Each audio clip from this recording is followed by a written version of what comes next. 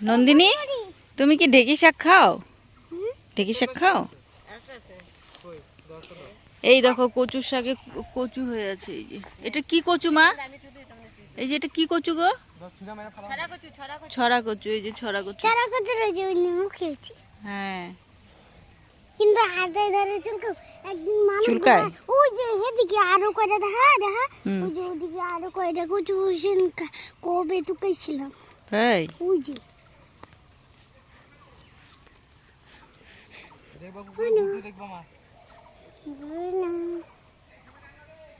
এদিকটা অনেক আছে না? অনেক আছে মানে এক বেলা শাক তোমার হয়ে যাবে। হুম এক বেলা শাক হয়ে যাবে তোমার। এসবটা আছে।